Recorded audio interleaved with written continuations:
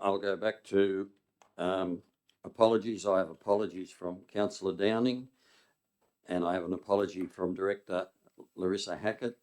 Glenn Oakley will fill in for Larissa in environmental services tonight. Councillor Kiss, thank you. Councillor Horton, thank you. Councillor Kiss, Councillor Horton. All those in favour? Thank you very much. 1.4, disclosures of interest. Councillors and staff, please indicate in relation to any interest you need to declare. A, what report and item you are declaring an interest in. B, whether the interest is pecuniary or non-pecuniary. And C, what is the nature of the interest. Councillor Kiss. Thank you, Mr. Mayor. Mine a non-pecuniary interest in item 4.5, the Youth Council minutes. As my son is a Youth Council member, I'll remain in the chamber. And also 4.8 and 5.1, the donation to Cowra Early Childcare Services. Mine a non-pecuniary interest as my daughter is employed by Cowra Early Childhood Services, and I will leave the chamber for both of those. Thank you. Anybody else? Councillor Watt. Thank you, Mr. Mayor. I'd like to declare an interest in 4.1, non-pecuniary, as a family member is involved in the submission, and I will leave the room. Thank you. Anybody else? No one else? Thank you. That doesn't get moved or seconded, does it? No. Okay. We have no presentations and no public forum. So I'll take a motion to confirm the minutes of the ordinary council meeting held on the 23rd of June 2025. Councillor Fagan, thank you. Councillor Horton. Councillor Fagan. Councillor Horton. No, not required, thank you. Anyone else like to make a comment? Right, a reply, Councillor Fagan. I'll put the motion. All those in favour? Thank you. I've got a mayoral minute of the Central New South Wales Joint Organisation Board meeting of May the 25th. It's an extensive minute for that. Do we have any questions on that? I'll move that be second. Councillor Watt. It's all written down there. I don't need to speak on it. Councillor Watt. Thank you, Mr. Mayor. I just wanted to highlight the section that the 3 students supported by the Central West New South Wales JO completed to complete medical studies will complete their studies this year, and that the board has agreed to continue the sponsorship for 3 more students. This fits in really well with a new addition to our operational plan for us to look into ways we can support more medical students in the area. Question to the mayor or the executive of whether we have, we've put there that the board are intending to write to these applicants, but are we intending to write to them and pitch Cowra as the place they should choose?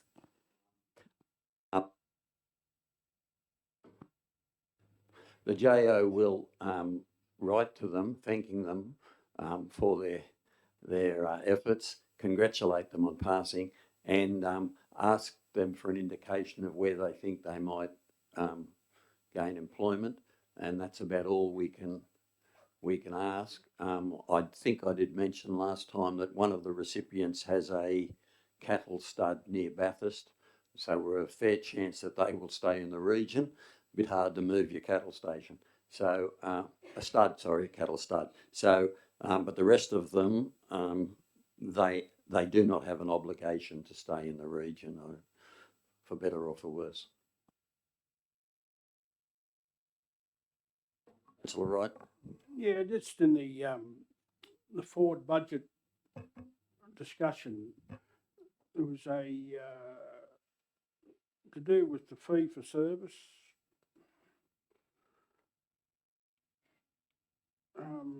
For procurement, does that mean they're that if we buy something out of that thing, we pay a bit extra to go to the funding? Do we? Hopefully not, but they do take a fee on it. But the end result should be in our favour. They don't. They take a percentage rather than adding a fee on. Sorry, the general manager might. Just add to that, Mr. Chairman, what the JO has introduced is a fee-for-service option for those councillors who may not have the time or capacity to run a procurement process for a particular supply. I know Forbes and I think 2 councils have taken advantage of that. I'm not sure what for. That's what that's for. It's a new service the JO has introduced that if the council doesn't have the capacity, they'll run the procurement for them for a fee. Thank you. So that's disregards to any joint procurement thing that we sign up for. It's something separate. Yeah. Thank you.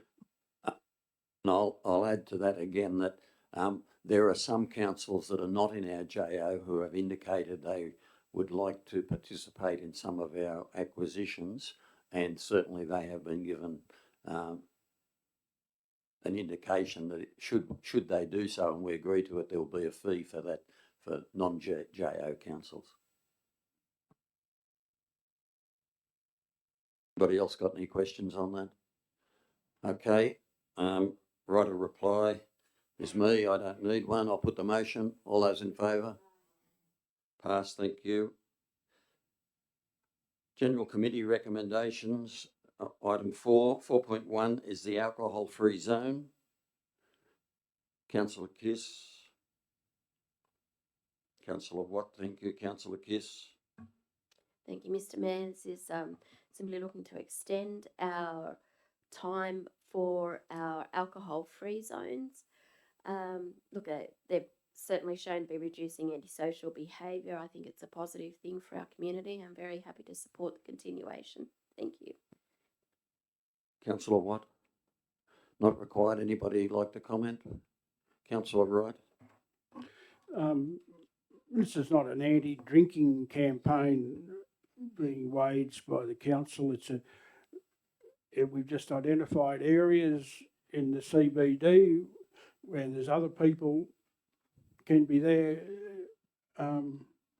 using the CBD for whatever reasons, and this just allows the enforcement officers to manage the area. We don't want drinking out in the public in these busy areas. Thank you. Anybody else like to comment? Councillor Kiss, right of reply. Thank you, Mr. Mayor. And look, just to extend on what Councillor Wright has said, that yes, council is still able to provide exclusions areas with separate approval, so that they can have the opportunity for footpath dining and so forth. Thank you. I'll put the motion. All those in favour? Pass, thank you. 4.2, Country University Centre. Councillor Wright. Councillor Cave. Councillor Wright. Yeah, thank you. This was just an update from Country University Centre on what they've been doing, and from the outset, the local committee that was formed, they've got it up and off the ground, and now they've got a management committee looking after them after the service, and it seems to be very popular and frequented by quite a few students of varying ages to in their tertiary education, and it's a very good opportunity for people that might not reach their ATAR level or whatever the level ranking is now in the HSC or any other exams, to do to be able to go online to do a bridging course that may get them into the course that they want to get going forward. And the best of my knowledge, they are in the process of finding a new manager for the centre, and I'll take the pressure off the board. Thank you. Thank you. Councillor Cave.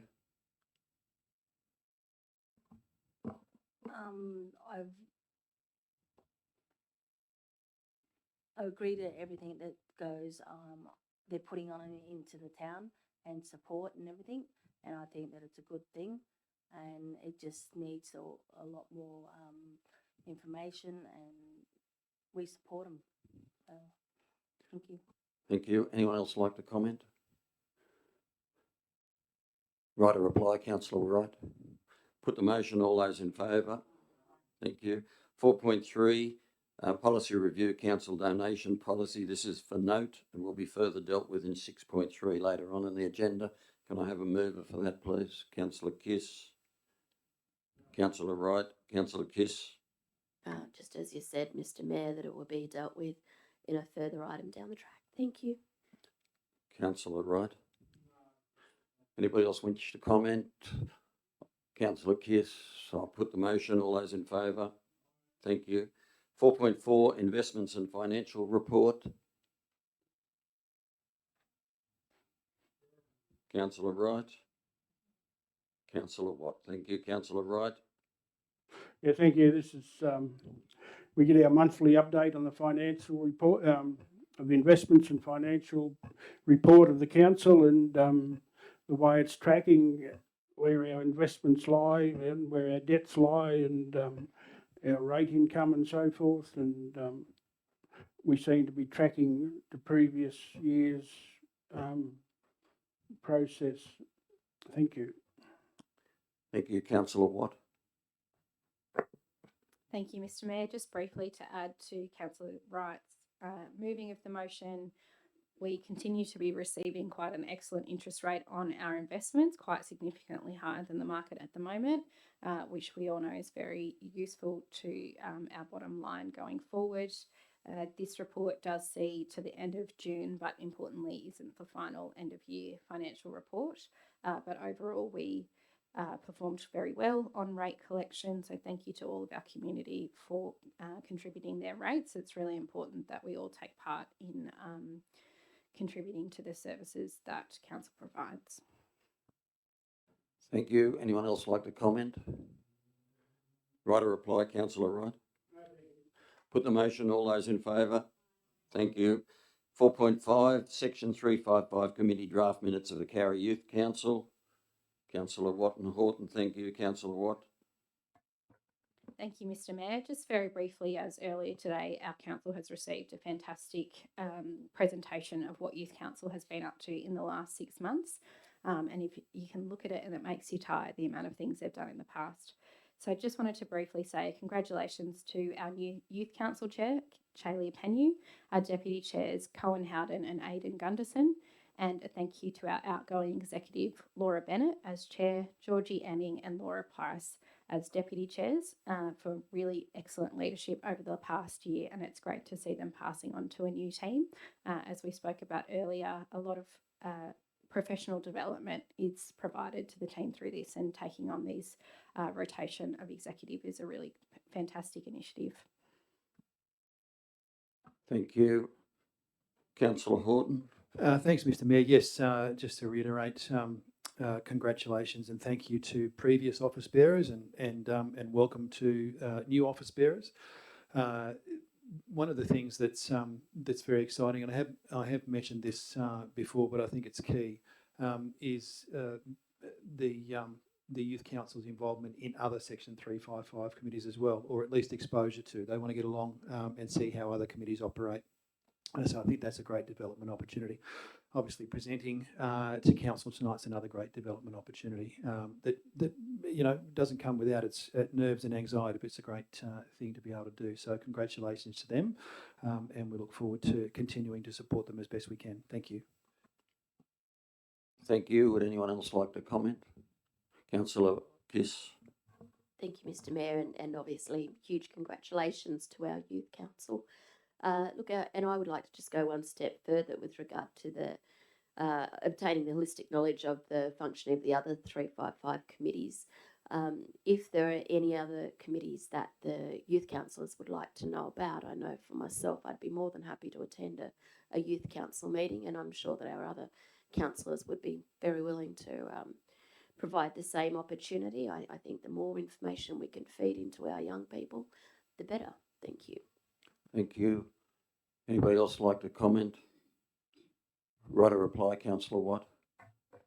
Thank you, Mr. Mayor. Just briefly on that, the Youth Council were given the list of all the Section 355 committees not last meeting, the meeting before, and they've all nominated various ones across the board that they're interested in.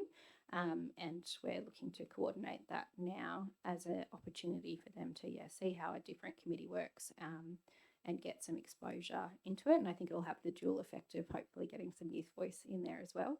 As we mentioned, there is a fairly strong streak of arty kids in our youth council, so there needs to be a little bit of negotiation because the Civic Centre probably don't want 5 youth councillors turning up, and we might need to convince some of the ones that are less exciting perhaps to get some nominations. But I think, as Councillor Horton said, this is something I thought of a little while ago and pitched it to the Youth Council a couple of months ago, and they really jumped into it because I think seeing the way different groups interact and the way different groups achieve things will hopefully give them some inspiration to bring back to Youth Council and hopefully inspire them to join some other committees when they finish school. Thank you. I'll put the motion. All those in favour? Pass. Thank you. 4.6, Section 355 Committee Draft Minutes, the Australian Chapter of the World Peace Bell Association. Councillor Watt. Councillor Wright. Thank you. Councillor Watt. Thank you, Mr. Mayor. Just briefly, in the absence of Councillor Downing, who's the chair of the committee, the association have begun our work towards World Peace Day and particularly the Youth Peace Forum in collaboration with the Cowra Youth Council. It's a really pivotal part of our agenda for the year and a really fantastic opportunity for us to connect the history of world peace, the World Peace Bell Association being in Cowra with Cowra's youth. We were very excited last year to have over 100 participants, and we're hoping to have the same this year. As councillors would know, we have secured Zoe Robinson, who's the New South Wales Youth Advocate, to come to speak at the event, as well as the ongoing support we receive from UN Youth, who always send out a few of their leaders to facilitate some workshops with the attendees. So that's a big part of what we're doing the next couple of months. We'll be very busy piecing it all together and making sure it's a really smooth day for the Youth Council. Thank you, Councillor Wright. Yeah, there's not much left to say. This small group does put together a very good agenda for various events, and as has been said, the World Peace Day is on in September, and it's open to this is just someone that this committee organises things, but it's open to the general public who want to be involved to contact this committee and which way they might want to be involved and support what they're doing. And this year might be a bit different to many other years with what's going on in the rest of the world, and defining the definition of peace can be a little bit difficult at the moment. But I just congratulate the committee on keeping this going and trying to was in their minutes where they're looking to get other organisations into their committee to keep the event fresh and going. Thank you. Thank you. Anybody else like to comment? Right, a reply, Councillor Watt? Not required. I'll put the motion. All those in favour? Carried. 4.7, Section 355 Committee Cowra Sport and Rec Council Minutes. Councillor Horton. Councillor Kiss. Thank you. Councillor Horton. Thanks, Mr. Mayor. So yes, well received, a really good meeting actually. Rod Hayes came and spoke to us about precinct planning, some immediate upgrades in the near future, but then a broader conversation as well. So that was a really good conversation and well received. Our next Rec Council, Sport and Rec Council meeting is actually this Wednesday, and one of the topics for the agenda is our next networking event as we come out of winter. So yeah, really good level of engagement at the moment with the Sport and Rec Committee. Thank you. Councillor Kiss. Thank you, Mr. Mayor. Look, I just quickly to note about the Autumn Family Sports Day. I think good to see there was such a great response, and I really do hope that these provide longer term success to in the form of increased participants. Thanks. Anybody else like to comment? Councillor Horton, write a reply, not required. I'll put the motion. All those in favour? 4.7, 355 committee minutes. Sorry, 4.8. Donation Cowra Early Childhood Services. This is for note, as it will be dealt with in 5.1 later on tonight. Can I have a mover? I'll move that we note that. Councillor Fagan. Councillor Watt. Councillor Fagan. Councillor Watt, not required. Anyone else like to comment? I'll put the write a reply. Councillor Fagan. I'll put the motion. All those in favour? Thank you. Can we get Councillor Kiss back in, please?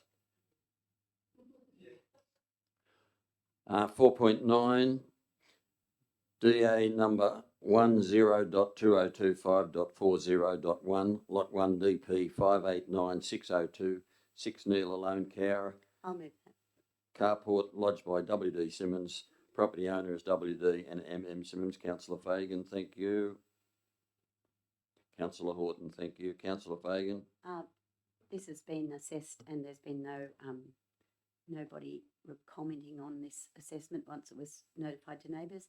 It's a variation of a setback and there doesn't seem to be any problem. It's a really tidy shed at the back of a lane. There doesn't seem to be any problem with it and I think we should just pass it. Thank you. Thank you, Councillor Horton. Thank you. Yes, Councillor Fagan's right. This is a fairly low-level, non-controversial DA, I would suggest. We're talking about a carport being forward of a building line.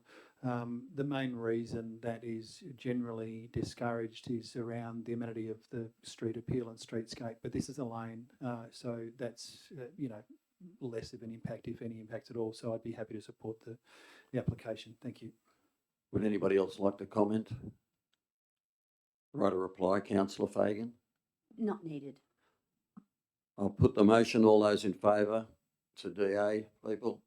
Thank you. Passed unanimously. 4.1, development application 102025.52.1, lot 9, DP 789769, 106 Anderson Lane, Cowra, dwelling and shed lodged by Boncrag Proprietary Limited. The property owner is Boncrag Proprietary Limited. Councillor Kiss. Councillor Speechley. Thank you, Councillor Kiss. Thank you, Mr. Mayor. Look, at the outset, it seemed to be quite an extraordinary request, considering the variance and variation from the DCP. It's a bit of an awkward type of DA in as much as there's very little portion of the land in which case a house can actually be placed on there, simply because of the constraints with the electrical easements and the meat processing buffer zones. Look, I think it's been well considered, and I think that the conflict between the land uses has also been minimised in as much as there's considered to be densely planted vegetation in the landscape strip. And look, although it is quite a considerable variation, I think that it's been fully justified. I don't see any other way that a dwelling can be placed on the property, and that the effects of the variation, I believe, have been satisfactorily mitigated. And honestly, it's great to see new housing going up over there. Thank you. Councillor Speechley. Thank you. Look, Councillor Kiss has summarised the DA really well. It is a particularly challenging block with a very small building allotment with lots of easements and limitations to it. The proposal involves a dwelling plus a shed. The shed is not to be occupied because it is within the buffer zone from the abattoir, and the house is quite close to the boundary of that buffer zone as well, but it does fall outside of the buffer zone. So there's really no reason that I feel that we should not approve this DA. Thank you. Anyone else like to comment? Councillor Kiss, write a reply. I'll put the motion. All those in favour? Pass. Thank you. Okay. Yes, we'll get Councillor Watt back in, please.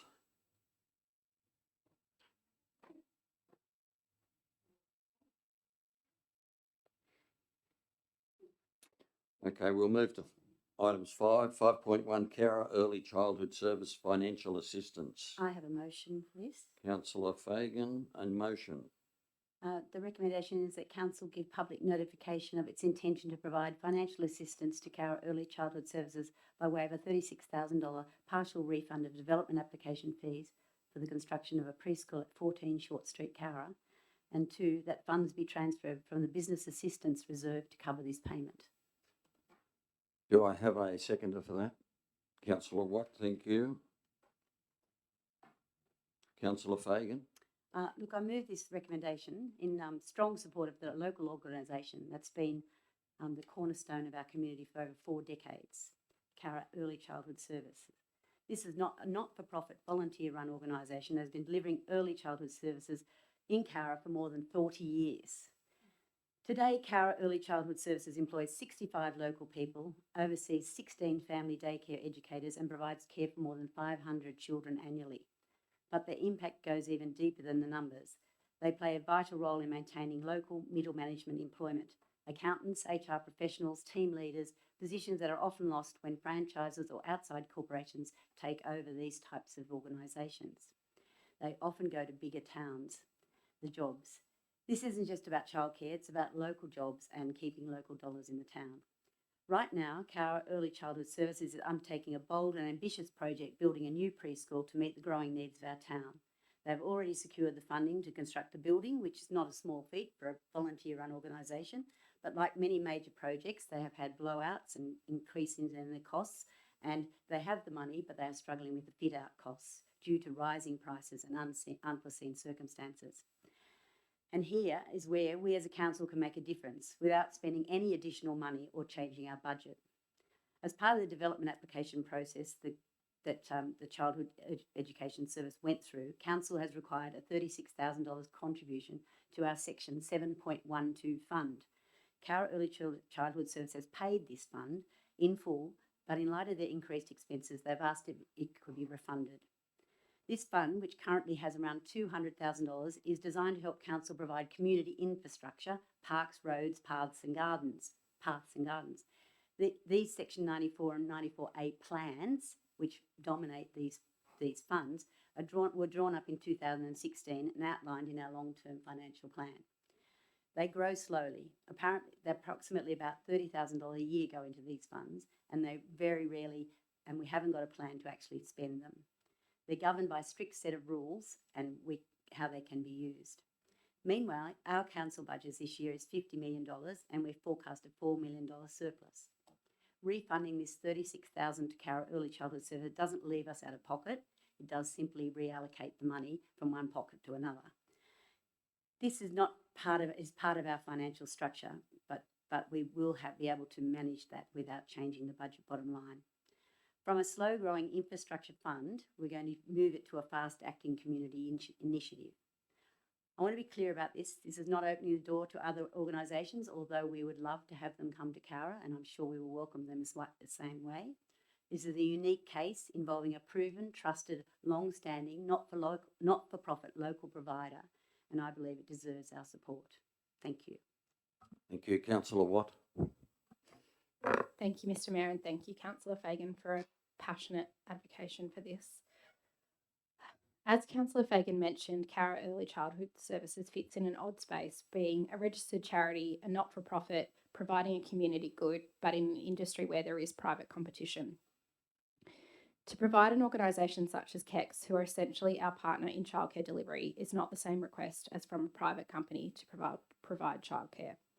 Most councils directly provide community childcare, preschooling and family daycare. Others support organisations like KEX, which is what we chose to do around 4 decades ago. Particularly in a community like ours, affordability and availability of free preschool is a huge opportunity for our community to re-enter the workforce and support our businesses to grow. Some may not know around the room the complications around preschool and preschool funding. To receive free preschool spots, the preschool cannot be situated in a long daycare centre. So if you need to send your child to school longer than the hours of 10 to 3 or 9 to 3, you will place them in a long daycare centre and you will not receive the subsidy for preschool. But what they're proposing to do here is to provide those free preschool positions to people who take on this, which is not a service currently offered in Cowra. The total DA fees for this project are $45,184.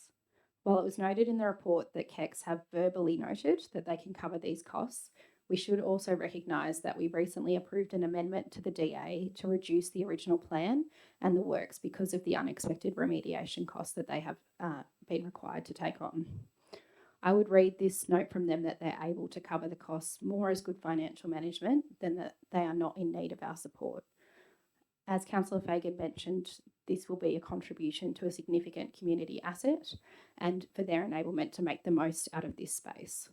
We know, as do all, that when you submit an application and it takes some time, the costs can change over that period.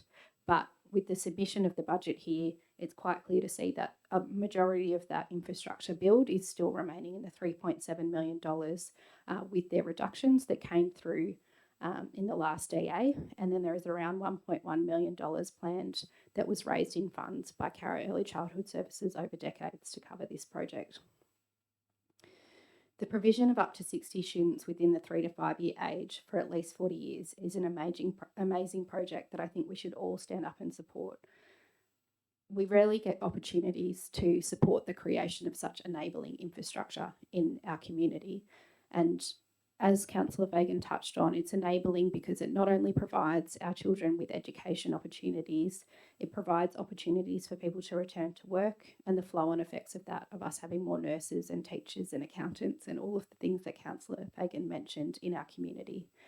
It stops primarily women from falling out of the workforce or losing connection with their trade or their profession by having a significant amount of time off work.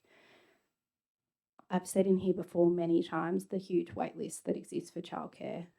We should be supporting more of these where possible, and hopefully with the federal government's commitment to opening 100 new childcare centres, we can advocate to get some of that funding and expand this site here. In my son Freddie's class at Cowra, there are 16 spots each day and 40 kids on the wait list for each of those spots. These 60 kids won't get to the bottom of that pile, and we should be supporting Cowra and any other sector that we can to build up their capacity so that we can move forward. I just want to remind everyone that this is a long-standing collaboration that we have with KECs to provide childcare in this service. The Comerford Street site is on Crown land that we delegated to Cowra to provide early childhood services many years ago. We've chosen to do that again with Short Street in the provision of Crown land that would otherwise be managed to us in our support here for them. And I think that this would be a continuation in a very clear way to identify that we are providing our support and backing them there. The business, the contribution that Councillor Fagan referenced previously referred to as Section 94A is for projects specifically like this that enable things in our community. It's for the infrastructure for our community. And I think it is absolutely a good proposal from Councillor Fagan and from them that we choose to provide that funding back to the centre so that they can implement that and build a better centre for us. Thank you. Any other comments? I'd like to comment before I think this is opening a Pandora's box. There are a lot of other organisations and businesses in town that will see this donation as business assistance, and we can expect a lot more applications if we approve this. You'd like to hand out money to everybody, however, we have to be responsible, and I think this is opening a Pandora's box, and I would foreshadow a motion. Should this motion fail, I will move a motion that we donate $4,000 as a refund of their DA fees. Would anyone else like to comment? Councillor Wright. Yeah, thank you, Mr. Mayor. These are just comments. I find $36,000 when it's tied to what they've paid as for their sections 7.15 or 25B or what was section 94 to be refunded. It doesn't sit well with me. If we could give them a grant of that sort of money as a Pacific business setup, we would have less precedence of other developers saying, well, didn't have to pay they paid it, but they got it. They might get it back of them paying their section 94, whatever they are now, contributions. And this is a preschool, and it's going to provide jobs, and it's going to provide a benefit for a lot of children going forward. And the federal government, the state government, all their education plans rely on a very good early childhood education. But there's too many things in the initial application, and which is also associated with this one. They said, oh, we've got enough money to pay. We don't, and we know council's very tight. If you think you have got a spare, you can pay it to us, or like to refund it. It's a bit of being half pregnant, but I just don't know what the full situation is. The expenses went up 30% in 9 months, and I find that's from when they lodged the grant to when it was approved, which is a fairly substantial increase. And I realised there was being talk that the site was still contaminated, and I would have thought it would have been handed back to Crown's Lands by Essential Energy as being uncontaminated, because they did a lot of work there. And if it's still contaminated, I think it's Crown Land's responsibility to go back to Essential Energy and get the money that's been spent up there to clean it up, to pay those bills that the Cowra Early Childhood Services are now being asked to pay. And if that's the case, I would have thought that we might be able to give them guidance and support and how to get that money back.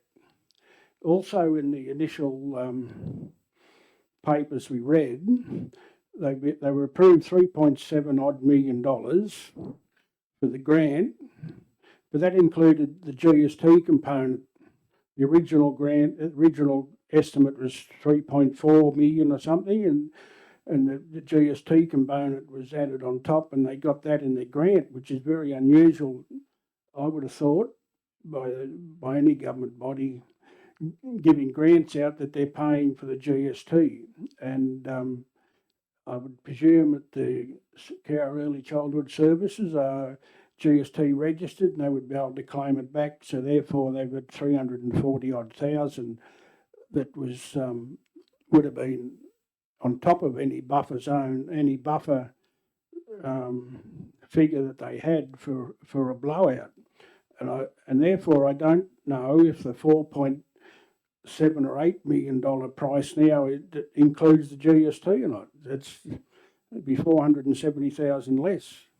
So there's too many unknowns there for me to support any donation at the moment. And I take I don't know what the word is. I take a different view to Councillor Fagan on saying, well, we're really only giving money back that we didn't have. But the money has been paid because that was the cost of doing business on a DA. And the $36,000 was a charge that we make to put into our fund to allow for community development throughout the town and the Shire, to help us to maintain any new things we got to do. And we have got a big list of things to do in playgrounds to make them more inclusive and so forth. which would help a lot of these children that might be going to go to this centre. I just to say that we haven't got it and we can pay it and it's not going to affect our budget, it's completely erroneous as far as I'm concerned. That the money's gone in, and we didn't know they were someone was going to do a project for 3.7 million or something, but it happens, and when it happens, we've got to. That's time when we get the money to build it up to do what we need to do, and if it is as you said that the money goes in there and we don't spend it, well, that's for this council to discuss this in the budget and planning process, that it is spent when needed. So therefore at the moment, and I'm quite happy to talk to Cowra Early Childhood Services, that the way this is worded, I'm not prepared to support it. Thank you. Would anyone else like to comment? Councillor Horton. Thanks, Mr. Mayor. It's another one of those tough ones. So motherhood statements.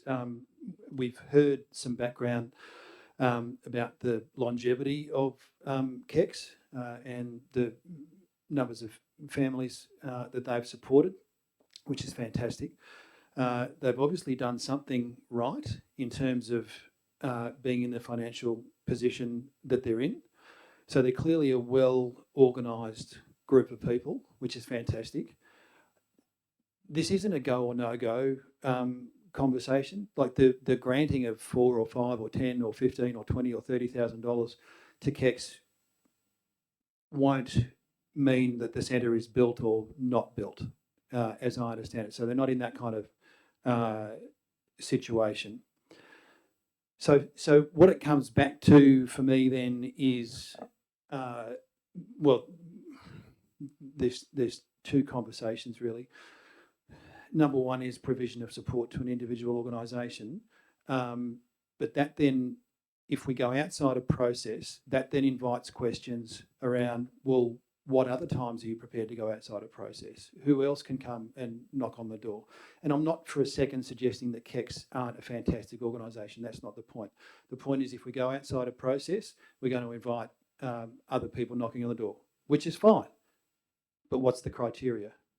Why do we say yes and why do we say no?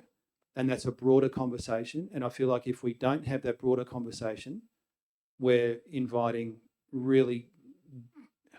putting ourselves in a really difficult situation. And for want of a better phrase, we're giving people sticks to hit us with.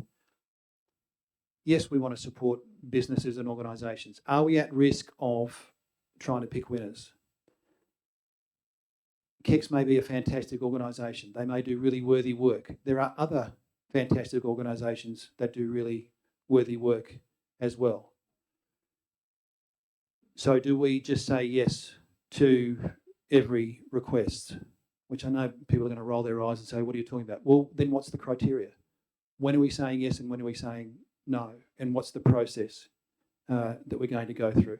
There are a whole range of things that we want to do. I think it was called out in the report there about the number of activities identified via the CBD committee and all the work that's been done there, trying to get the business chamber back up and running again. I'm really concerned about how we're making the decision, not the decision per se, so not the $5, $10, $500, but what's the framework and is it consistent and is it transparent? And at the end of the day, we might have $36,000 sitting in a fund that would have been earned. So staff will have had to work with proponents on DAs to get it to that point in the first place. And that will have been earmarked. So if we're going to take money from somewhere, that means we have to take it from someone else, which is okay. It's all about priorities, right? The size of the pie is the size of the pie. But if you want to cut it differently, that's okay. But what are we taking it from? It's not free as far as I understand it. Yeah, we have to take it from somewhere, unless I'm wrong, unless I have that wrong, and we just have all this money sitting around that we can hand out to people. So it has to come from somewhere. I think we need a broader conversation, a longer conversation around, well, do we want to have a specific support for charities and not-for-profits? And if so, what does that look like? And what does it do? And why does it do it? So I'm not for a second, I don't want anyone at KEX to think that I don't support them or think they're a great organisation. It's not about KEX for me personally. It's a broader conversation around, well, if we're going to change process halfway through, we better have a really good reason for that. And like I said, I think that then facilitates a much broader conversation about, well, how do we want to deal with this next year and the year after when Sync comes to see us, or anyone else comes to see us. Thank you. Thank you. And Councillor Wright, if someone else would like to speak, you've had a turn. No, we want a question. Question. Question through you, Mr. Mayor, to the whoever's concerned. There's been mention of they have to put a footpath in up there, and I tried to get there today to have a look to see what sort of footpath's there at the moment. But I was understanding that under these DA conditions, you return the footpath to the condition it was in when you went there. So if it didn't have a footpath and it was just a grassed area, it would only have to be left as a grassed area that was same as before. But to ask someone to upgrade a footpath that's not there would be going a bit beyond what normal development would be. Is that right? Director. Councillor Wright, the applicant actually proposed a footpath for the entire length of the site in their application. They've currently submitted a modification to reduce that footpath by over half. I don't see any reason why we can't accept that, but they have proposed it. It was initially the applicant's proposal was to install that footpath. They've now, in order to reduce the cost, they've proposed to reduce the length of that footpath. I think it is a handy link though to other footpaths in the locality, but now it only just runs a short distance up adjacent to the actual facility instead of extending all the way along the site. Just a subsequent question. That so, who's responsible to build footpaths? Like if you build a house and there's no cement footpath out the front, have you got to build a cement footpath, or just leave with what was there? Well, so generally, if you're building a house, it's not your responsibility, but it is the responsibility of a developer at subdivision stage to consider the requirements of the DCP in regard to footpaths that may be required under the DCP. But if it's just a small development like a house, then we wouldn't require that. Thank you. Would anybody else like Councillor Speechley? Thank you. Look, I think this is a really important discussion that we're having, and thank you, Councillor Fagan, for raising it, I guess. What SEX do is absolutely fantastic, and as Tony, Councillor Horton has mentioned, there are many other organisations in Cowra who are also doing extraordinary things in the similar situation.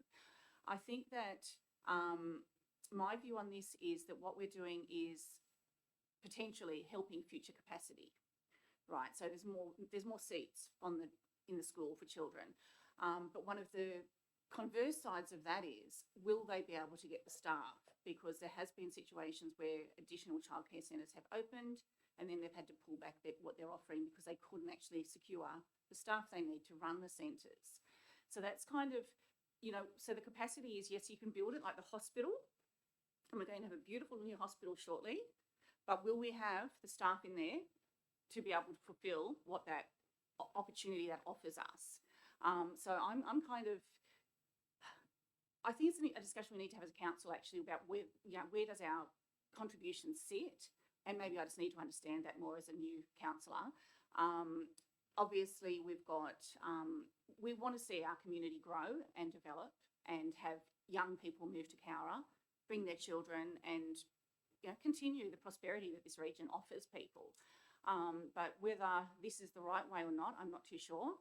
But I am concerned about the future capacity of our town and the impacts that we as a council can actually make on that and where we can make a difference.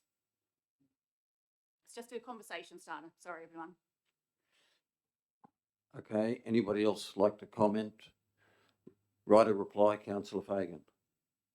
Look, this is quite difficult, and I'm really pleased with the amount of concern about the way we have to stick to our budget. It's paramount, and we're financially literate, and obviously everyone knows what's in the budget and how much we have to spend.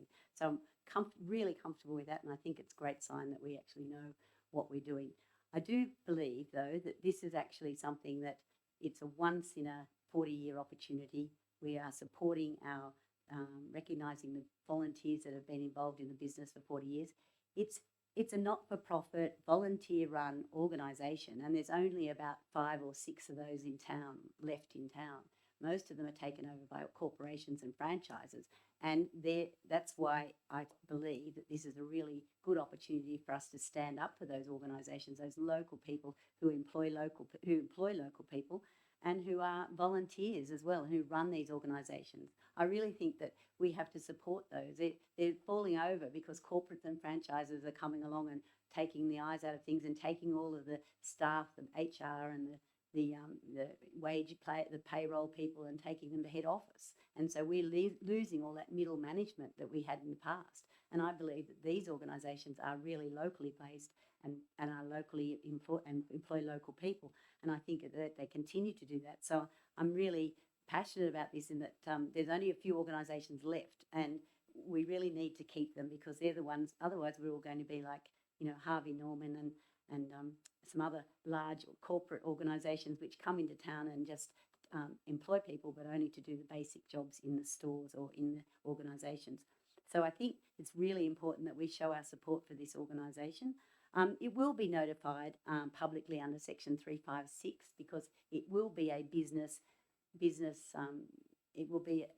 coming out of the Business Reserve Fund, which is $50,000 is in the fund at the moment. We have a Business Reserve Fund, and it will come out of that, and it'll have to be notified under Section 356 to the public so that people can comment. So if anyone really hates the idea and has a bee in the bonnet, then they can come to us and say, we really hate this idea, it's terrible. But I think you'll be surprised at how much support we will get for this, because I think it's really important that we actually show where we stand. We actually want to support local businesses. We want to support people who employ people. We want to provide recognise the backing of the volunteers and the people who've worked in this business for 40 years.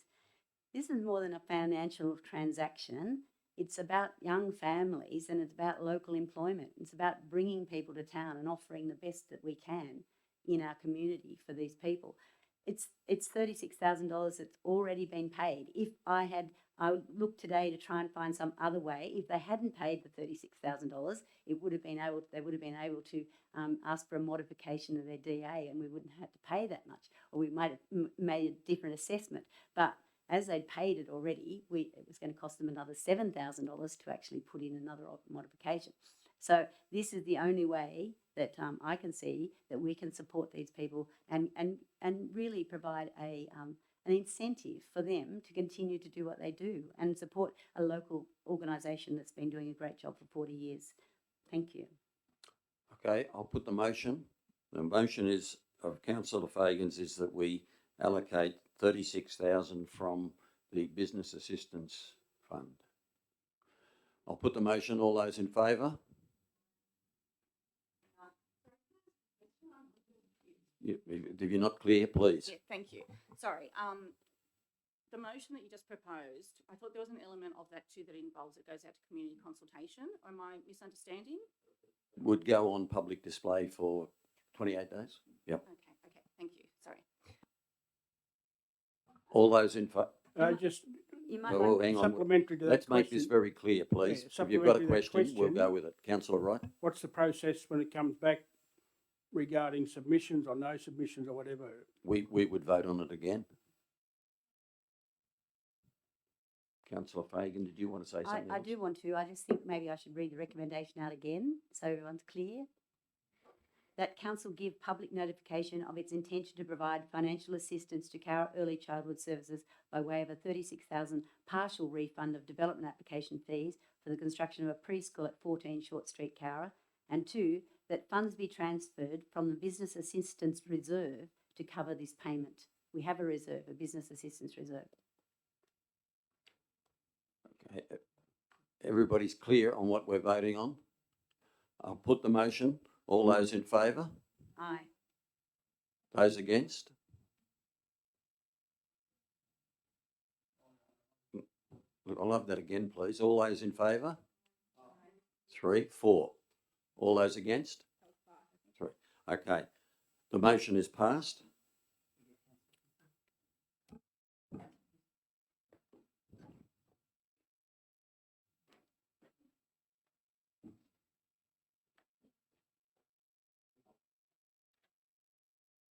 Okay, 5.2, Memorandum of Understanding, Cowra Council and Cowra Tourism Corporation.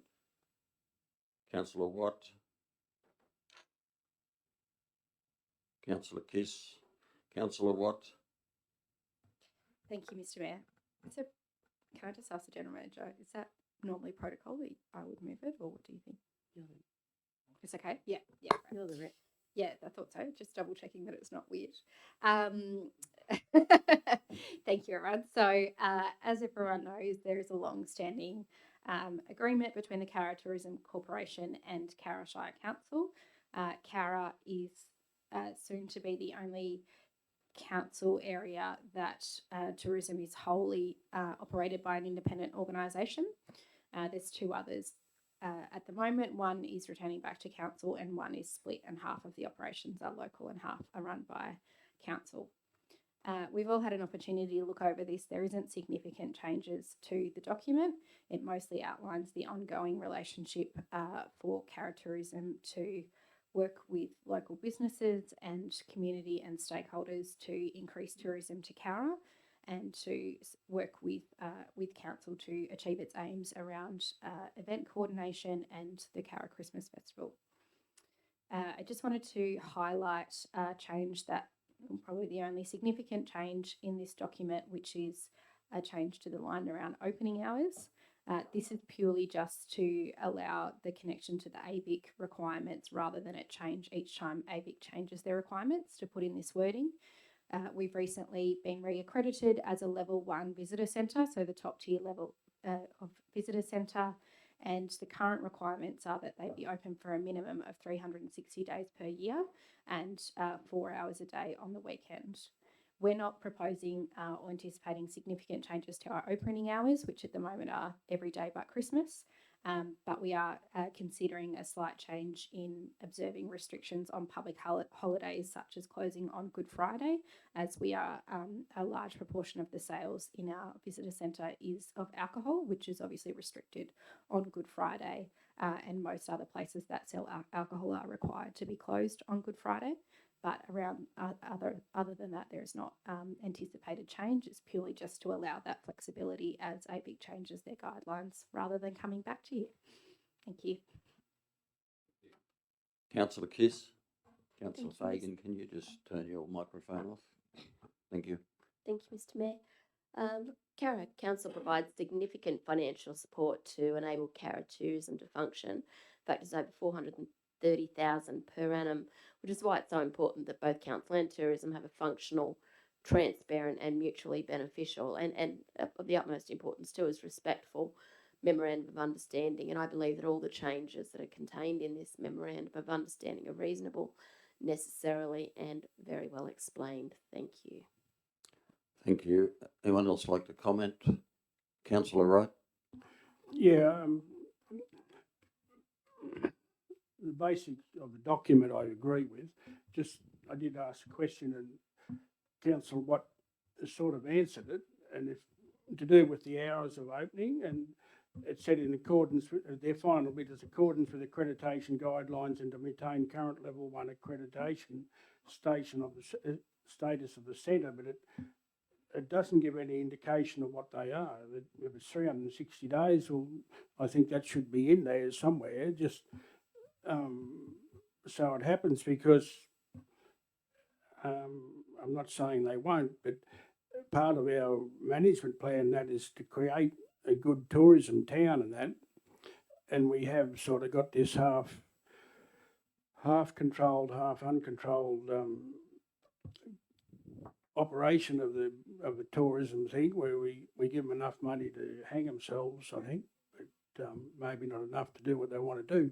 But regardless of that, we've got to ensure that the building's going to be open when reasonably expected to be open, and like weekends are a important part for them to be open. And I agree with the special holidays and so forth that they don't have to open, because we used to have a understanding with the Rose Garden Cafe, and it had to be open every day for a certain number of hours, but it seemed to be whittled down where it shuts soon after lunch now, and there's nothing open at 4 o'clock to give anyone that's going to the visitors centre an opportunity to get refreshment at our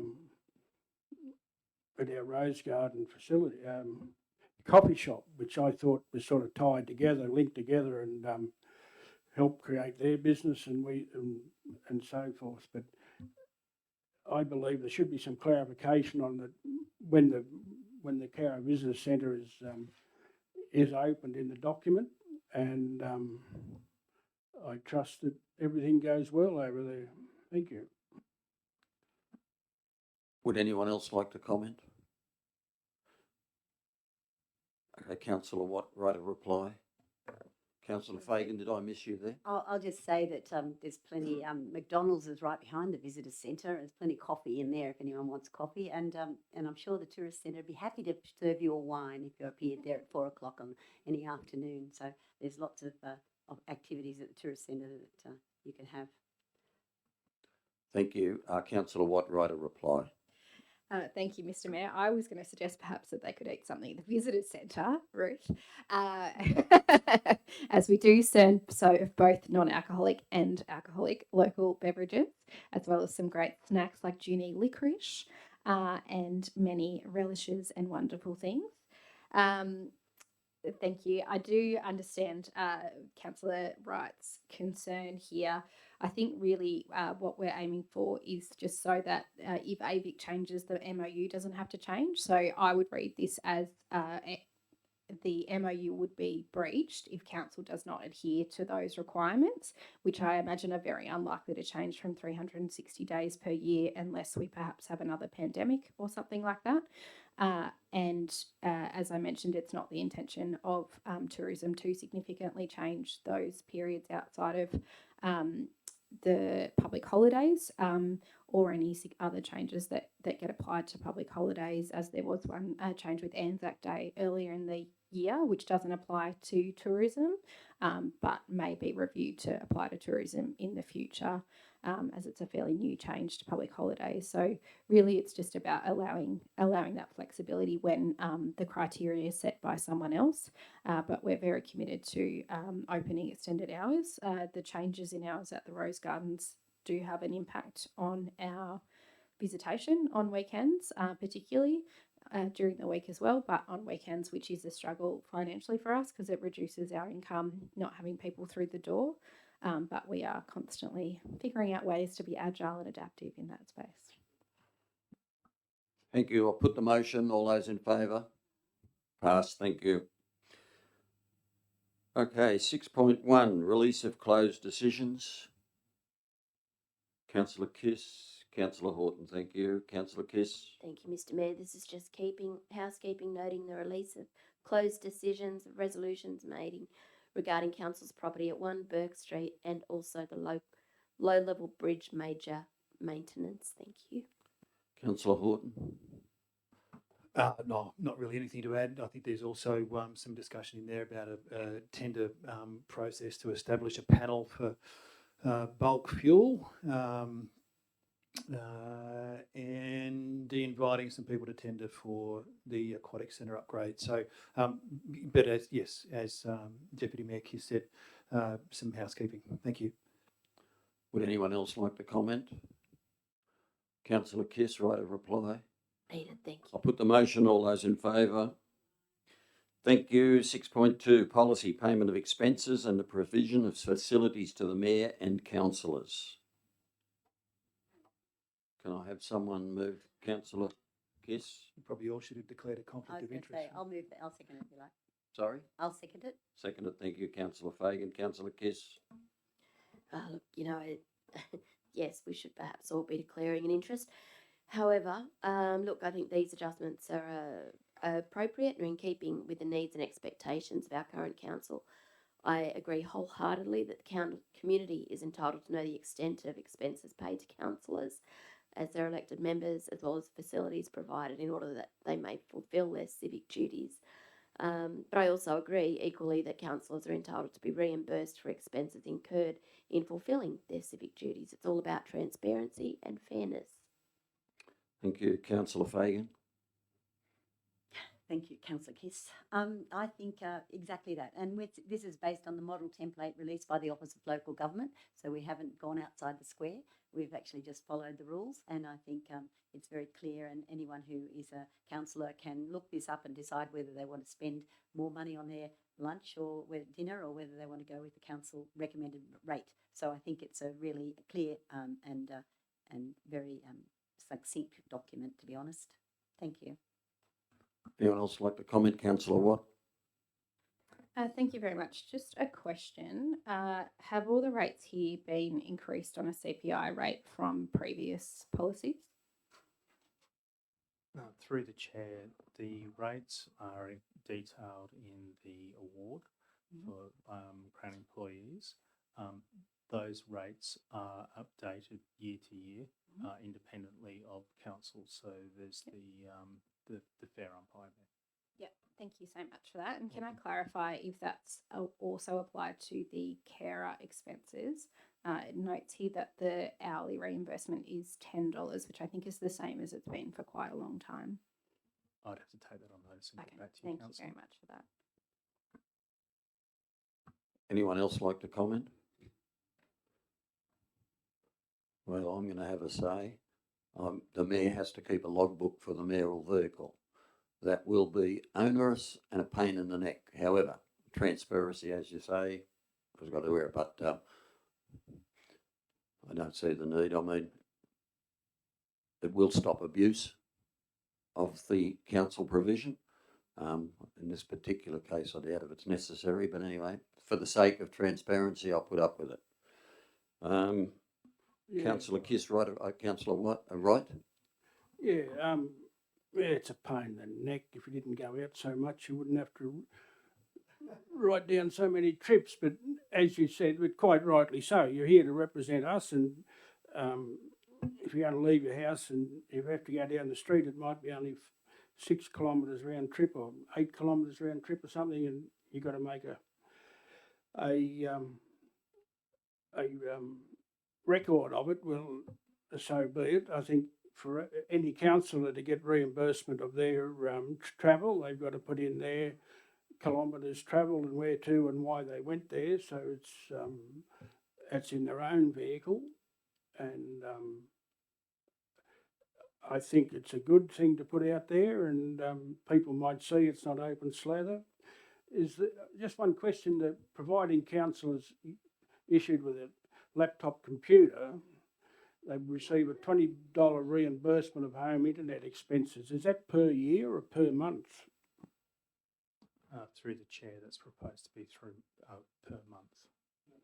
Yeah, and the intention behind it is that some councillors are issued with iPads, which are internet enabled. Others have laptops, which are not. So this is to provide some equity between all councillors.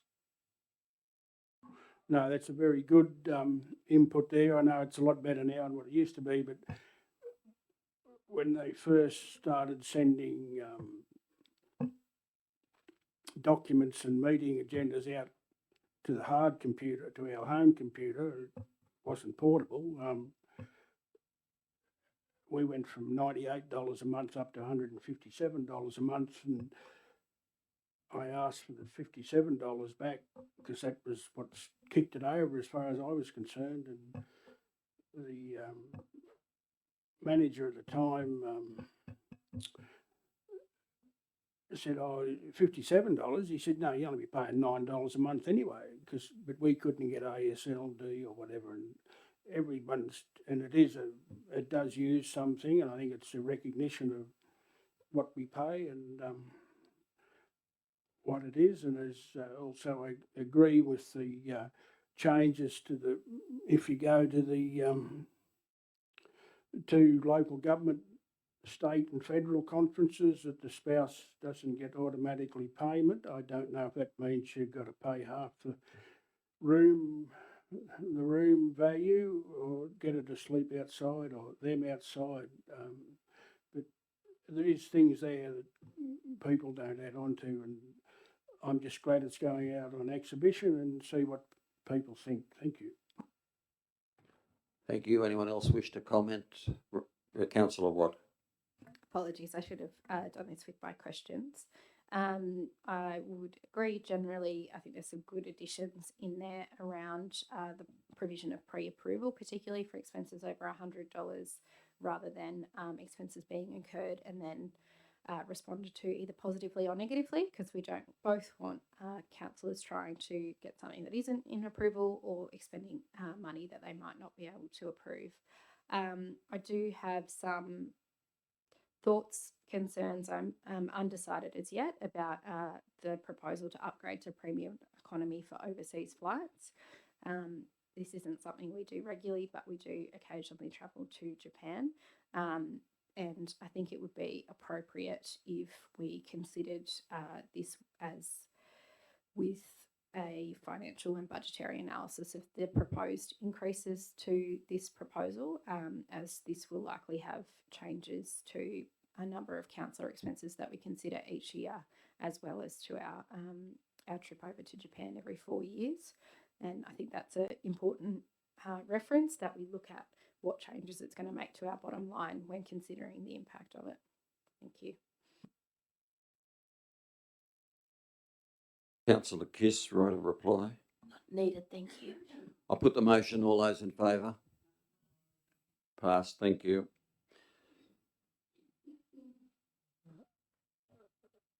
Now we go to 6.3, policy review, council donation policy. There are some added on notes here that are to be considered. Councillor Kiss. Councillor Watt, thank you. Councillor Kiss. Thank you, Mr. Mayor. Firstly, I'd just like to congratulate the staff on creating a more pleasant reading policy. I think that words matter. And donations to the public are an important consideration of council, and we're at all times reminded that we're donating ratepayer money. I'd like to thank Director Dalton for making sense of my suggested changes and including them in this revised draft. They're not substantial and certainly don't contradict what's already in the policy. It's just that these are a couple of points that have been raised on various occasions over the years since I've been on council, not only by myself but by fellow councillors. And I believe it's apt that we consider these for inclusion at this opportunity. Specifically, the two suggested changes are suggesting that council have the ability to request a presentation by the applicant, and secondly, requesting greater transparency around other sources of funding. And I'd like to thank my fellow councillors for their consideration and, of course, welcome their discussion. Thank you. Thank you, Councillor Watt. Thank you, Mr. Mayor, and thank you, Councillor Kiss, for putting forward these amendments. I think they're very useful and as you said, very reflective of questions we've asked before in the chamber. And I think particularly the rewording around other sources of funding is important. We all know that often grants are very competitive, and while people may have applied for those grants or seek to apply for those grants, it shouldn't necessarily mean we aren't looking to give them one. But if we think that they are successful, or perhaps the other way, if they have tried a number of avenues and been unsuccessful, that may change our consideration of how we do it. It might also give our grants officers who receive this some ideas what they can send through before they put it forward to us. So again, thank you, Councillor Kiss, for your work, and looking forward to putting this out to our community. Would anyone else like to comment? Right, a reply, Councillor Kiss. Not needed, thank you. I'll put the motion. All those in favour? Pass, thank you. 7.1, committee minutes of the Traffic Committee. I'll move that that be accepted. Councillor Watt, thank you. This is 2 events. It's an extraordinary meeting which was held via emails. It's the Victory in the Pacific Day and also Vietnam Veterans Day. Both of these don't require closing of the street, but they will require the closure of the parking area in front of the Services Club in the Cenotaph there. So it's not a full road closure, and it shouldn't create any traffic congestion or anything like that. So, Councillor Watt. Thank you, Mr. Mayor. Just briefly to congratulate the Cowra RSL sub branch for being so active and adding these days to their calendar. They're a very proactive and involved and supportive group, and I think it's really fantastic that we can support them in this way. Anybody else like to comment? I don't need right or reply. I'll put the motion. All those in favour? Thank you. 7.2, IPART review of Water New South Wales proposed bulk water price increases. I'll move it. Councillor Fagan, thank you. Councillor Horton. Councillor Fagan. Is this come out of nowhere? I mean, it's just one of those things that is definitely a cost shifting by Water New South Wales. And it's obviously a concern for IPART because they're now saying they'll only do it for a year. Let us do it for a year and then they reconsider the costs. But it just seems to me like it's a really big cost shift. Have we had notification of this previously, or is this just, I mean, I know there's been discussion, but is this something that we've... The director can probably, but I can assure you that Water New South Wales proposed huge increases and IPART knocked them back. So, Director, do you want to? Through the chair, within the within the body of the report, it talks about the consultation framework that IPART put together to. They're the regulatory body reviewing Water New South Wales proposed rate increases for the next 3-year period, or it might have been the 5-year period, and the key restructure of Water New South Wales pricing structure to go from predominantly variable charges based on the amount of water people use to predominantly fixed charges based on the size of your licence, which is going to have a tremendous impact on, if it was adopted, it would have a potentially tremendous impact on council with our 5,000 megalitre licence, and that's shown on page 178. And at this stage, to summarise, IPART have said we're not going to accept that because of the impact of the price increases, not only on local water utilities, but on the agricultural sector generally. And what the interim report says is that they'll need to consider it again over the next 12 months. So more to come for council. Can I just ask another question? So are we doing anything else about this? And we weren't part of this consultation process, were we, in the beginning? Or yeah, council made a submission. Central JO made a submission. Right. We provided a copy of our submission to the local member, etc. And we protested these, obviously. Well, so so is what's happening in the bigger space now? Are we going to who's protesting about this now? Is IPART's going to have another review, obviously. I'm just wondering, where does it go from here? Is there anything we can do now to say, we're just saying we're received and noted, but should we be doing something more proactive and saying, you know, we do not agree with this, and this is going to be a really big impost on our community if these go ahead? I'm a bit concerned that we actually aren't reacting to this. It's all very well to say receive and note, but I just feel like we probably need to say more. I'm just wondering, is the JO I read the JO minutes, it didn't seem to make them concerned. Just wondering if anyone else is concerned or whether we should be making some sort of noise. Through the chair, the JO submission reflected the point that I made in that across the various councils in the regulated river valleys, that there was going to be a big impact on their economic in economics in the agricultural sector. The submission that council made is in response to questions 20 and 21, questions 2 and 14, 1 and 13 detailed in the report there accurately reflect exactly the concerns that you raised. So all of those concerns were made directly to IPART and provided to the Minister. We will continue to do that as part of the consultation that IPART no doubt will continue to go through over the next 12 months. Yeah, okay. I absolutely agree with what we're doing, but it's not very proactive. I just feel like we probably should, maybe we should make representation to Steph Cook about this. Can I add a second point? We've done that already, and that was probably before in the consultation process. Now we've got this pricing, which is terrible. We've provided a copy of response to Steph's Cook, and additionally a response was provided to IPART, detail the correspondence followed. I just think we should be protesting more. I don't think we should be sitting back and saying, let's receive and note this.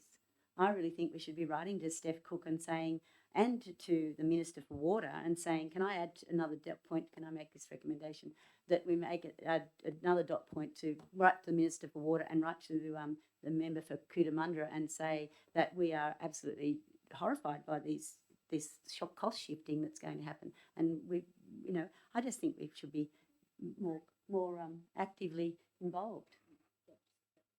Councillor Horton, are you happy with those dot points being added? Happy to support a proactive response. Certainly agree. These numbers are staggering, and I don't want to see us wait for 12 months to see what comes next. Yep. Thank you. Yeah. Anyone else like to you finish, Councillor Fagan? No. Jim, could also suggest you might want to consider adding to that Country Mayors Association and Local Government New South Wales. More than happy to do that.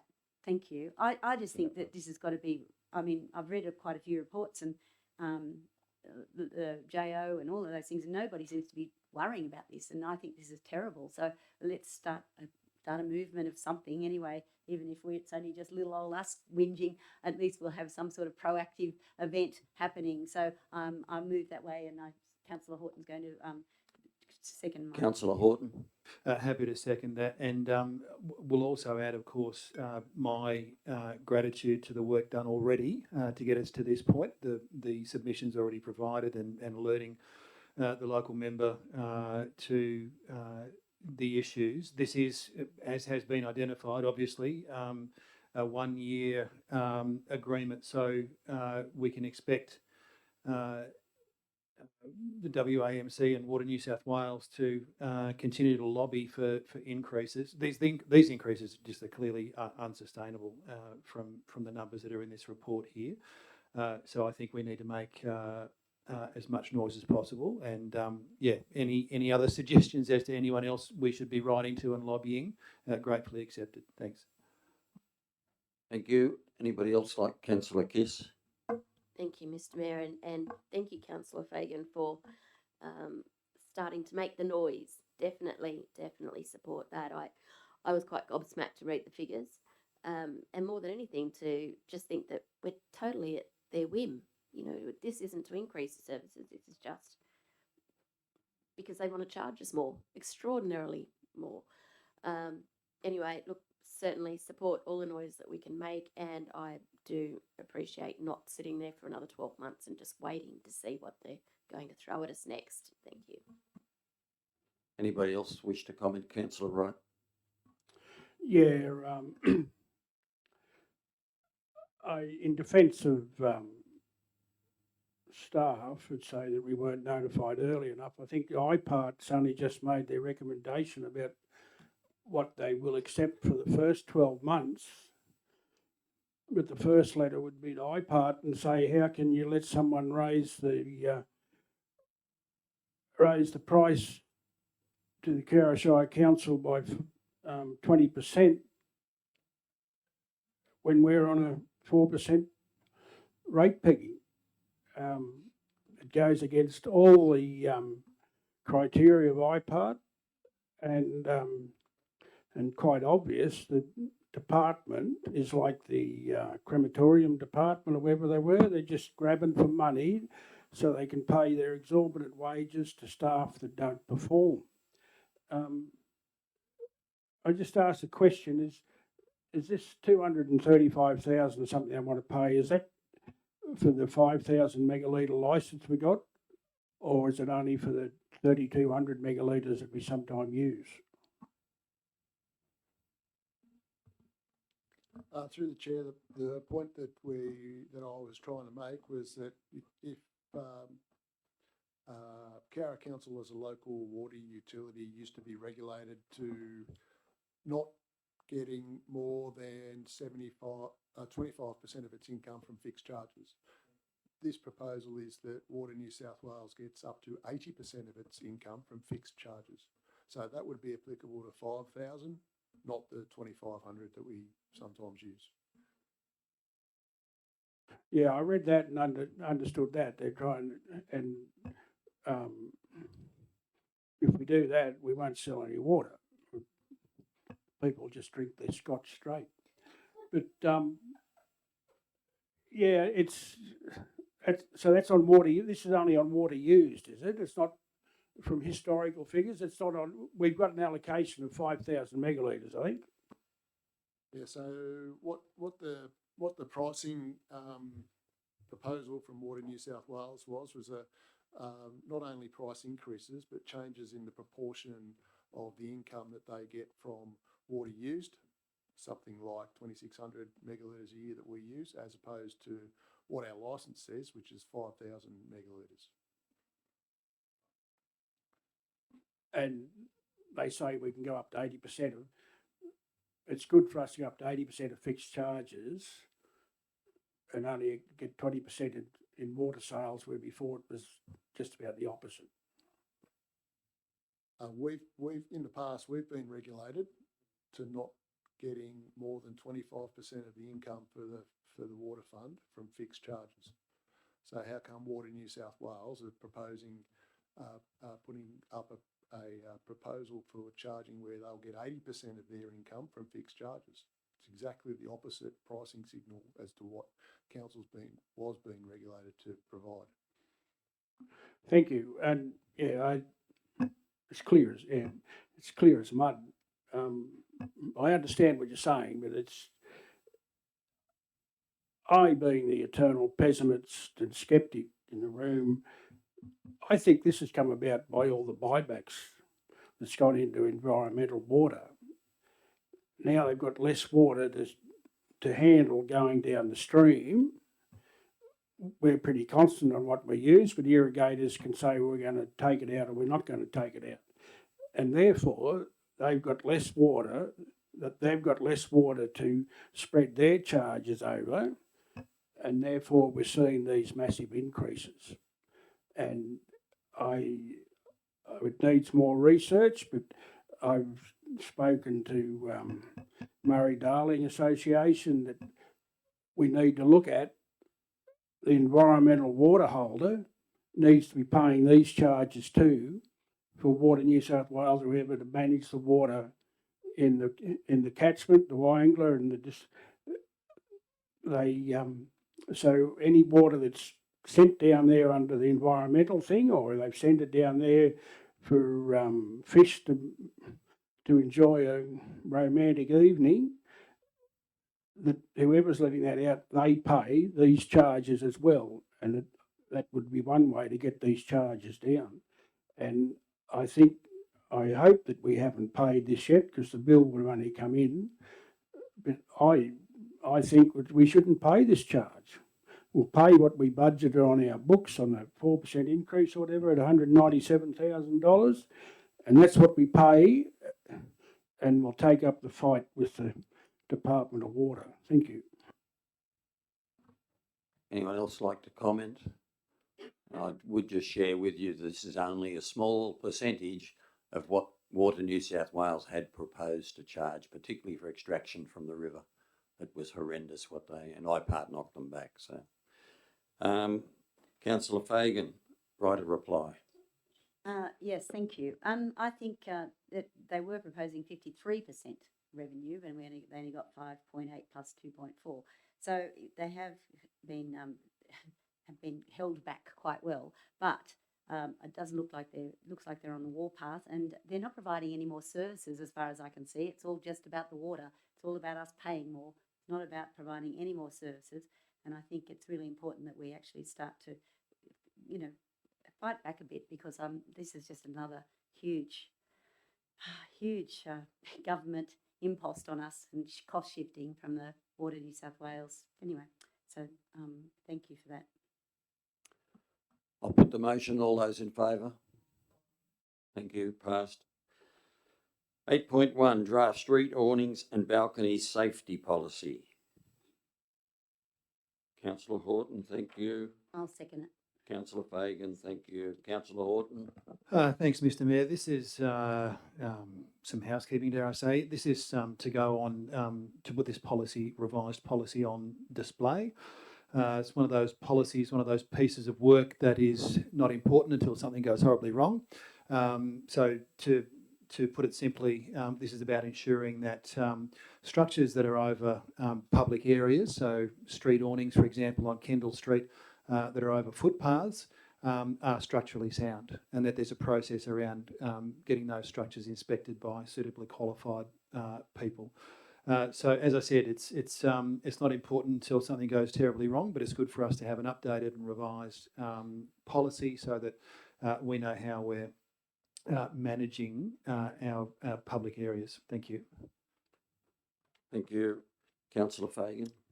Yes, thank you. I remember this when it happened in 2007. It was pretty dramatic and made everybody very nervous walking down the street.